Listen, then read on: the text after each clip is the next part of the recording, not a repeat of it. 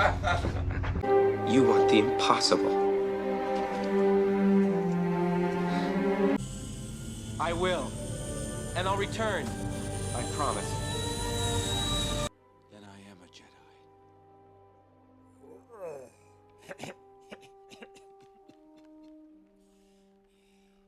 Not yet. You know, I know a lot of us watch the same Star Wars movies, but I can't help but think about these things sometimes. You know, I watched Luke Skywalker leave his home on Tatooine to learn the ways of the Force, follow Obi-Wan.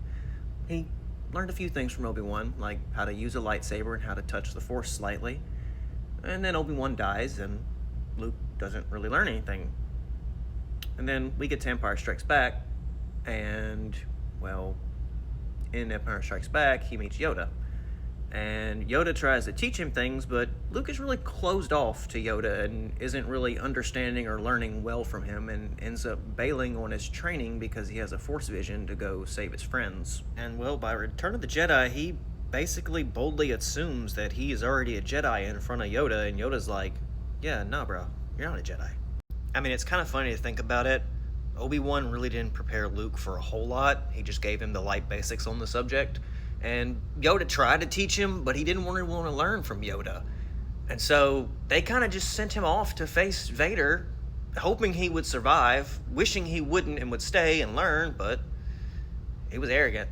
I mean, between you and me, Luke Skywalker is a worse student than Anakin Skywalker. But hey, don't get me wrong here. You know, Luke became a good Jedi. Kind of. I mean, his selfless act of almost throwing away his own life to save his father's from the Emperor, and then having that whole touching moment between him and his father, and the realization that the father needs to save the son, and through, you know, that whole bond and union basically defeated the dark side, which made Luke a great Jedi. Kind of.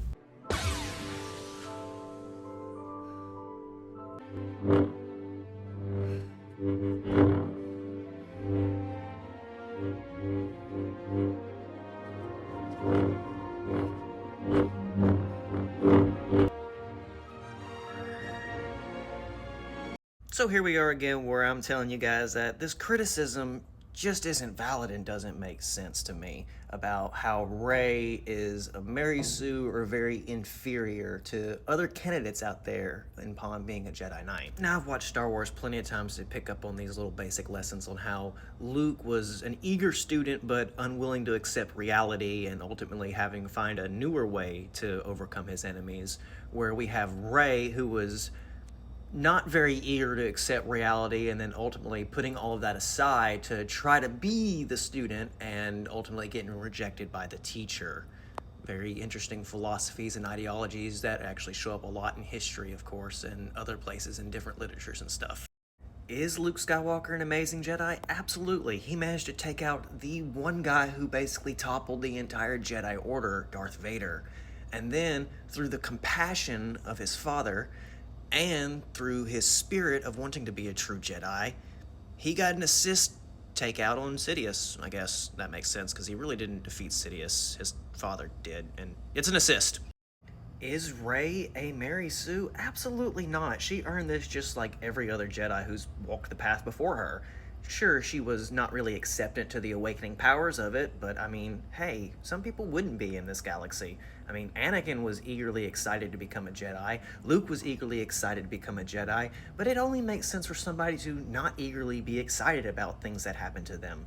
And, furthermore, after she got over that fear, which, you know, that's one of the greatest obstacles for a Jedi, she doubled down and really wanted to train and become better, not only under Luke Skywalker, but then she also picked up training under Leia, and then she also studied the ancient Jedi texts. So, I mean, to say she's a Mary Sue is kind of counterintuitive to what the films actually offer you. That's like saying Mace Windu is still alive. Personally, I think Star Wars tells a very beautiful story. If you disagree, well, I guess you can just swipe away. But I'm going to keep enjoying Star Wars for what it is, and hopefully, you will too.